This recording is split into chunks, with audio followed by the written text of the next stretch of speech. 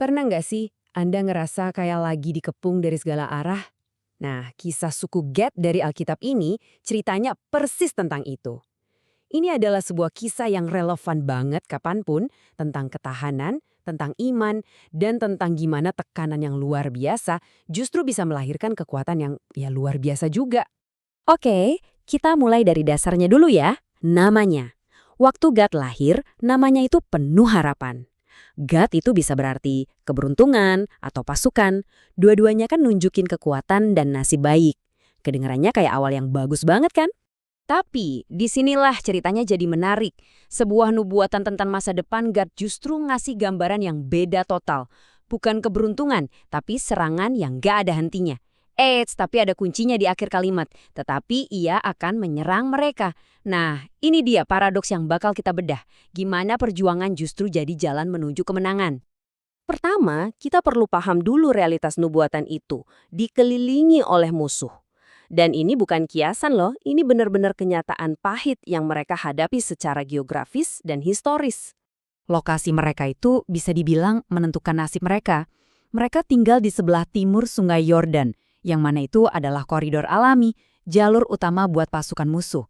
Artinya apa? Mereka hidup di garis depan, harus siaga terus. Tekanan itu bukan lagi sesuatu yang sesekali datang, tapi udah jadi bagian dari kehidupan sehari-hari. Oke, terus apa hubungannya sama kita sekarang? Serangan di zaman modern mungkin bentuknya bukan pedang dan perisai, tapi kita semua merasain kok. Tekanan kerjaan, pergumulan pribadi, ujian iman, kesulitan dalam pelayanan. Dengan cara kita masing-masing, kita semua tahu gimana rasanya ada di garis depan. Jadi dikepung itu satu hal, tapi gimana kita meresponsnya, nah itu yang menentukan segalanya. Sekarang kita lihat bagian kedua dari nubuatan tadi. Ini bukan tentang jatuh, tapi tentang melawan balik. Coba deh lihat perbedaannya. Respons yang paling umum, yang paling alami kalau kita kena tekanan berat ya, menyerah. Tapi suku Gadi nunjukin jalan yang lain. Diserang, mereka serang balik. Dijatuhin, mereka bangkit lagi. Ini bukan soal takdir, ini adalah pilihan. Pilihan untuk jadi tangguh. Nah, ini dia poin utamanya. Identitas mereka itu nggak dibentuk oleh serangan yang mereka hadapi, tapi oleh cara mereka merespons serangan itu. Diserang itu fakta hidup mereka, betul. Tapi itu bukan akhir dari cerita mereka.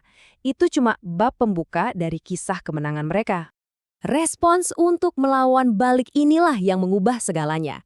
Tekanan yang harusnya menghancurkan mereka, malah menempa mereka jadi sesuatu yang jauh lebih kuat. Tekanan diubah jadi kekuatan. Mari kita lihat buktinya. Coba dengerin deskripsi ini deh. Ini kan bukan gambaran orang-orang yang kalah dan tertindas ya.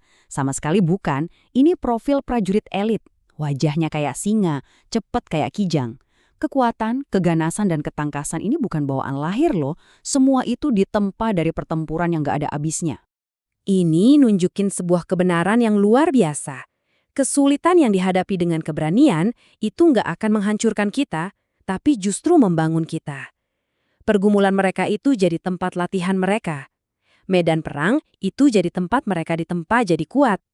Biar kita benar-benar paham, yuk kita pakai analogi yang sederhana tapi kuat banget.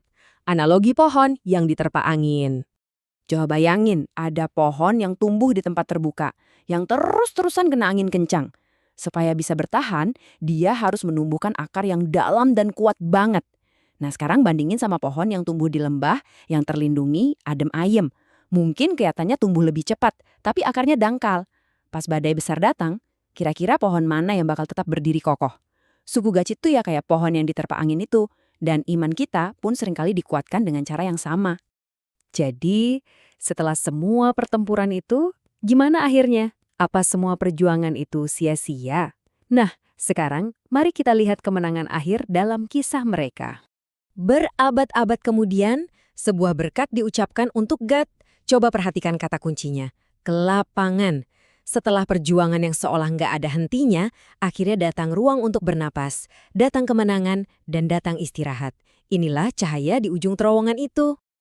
Ini adalah pesan harapan yang kuat banget buat kita. Ketekunan Anda di tengah kesulitan itu dilihat, nggak akan sia-sia. Setiap pertempuran yang kita hadapi itu ada tujuannya. Dan tujuan akhirnya adalah kemenangan dan pertumbuhan yang lebih besar. Jadi, apa intisari pelajaran dari Gad? Oke, ada 3 hal. Pertama, hidup itu memang medan perang, Tantangan itu pasti ada, tapi kita juga dikasih kekuatan buat menghadapinya. Kedua, kemenangan sejati itu bukan berarti nggak pernah jatuh, tapi soal bangkit lagi setiap kali kita jatuh. Dan yang ketiga, kesetiaan di tengah perjuangan itu pada akhirnya akan membawa kemenangan dan kelegaan. Pada akhirnya, kisah Goren ini sebenarnya kisah kita juga. Ini jadi pengingat bahwa perasaan terkepung, tertekan, diserang, itu bukan akhir dari cerita Anda. Janji untuk bisa bangkit kembali, melawan, dan akhirnya menemukan kelapangan, itu juga berlaku untuk Anda. Jadi, saya mau tutup pembahasan kita dengan pertanyaan ini untuk kita renungkan bersama. Gimana kalau kita berhenti melihat perjuangan kita sebagai sesuatu yang menghancurkan kita dan mulai melihatnya sebagai tempat latihan, tempat di mana kita sedang dibentuk untuk punya akar yang lebih dalam dan kekuatan yang lebih besar.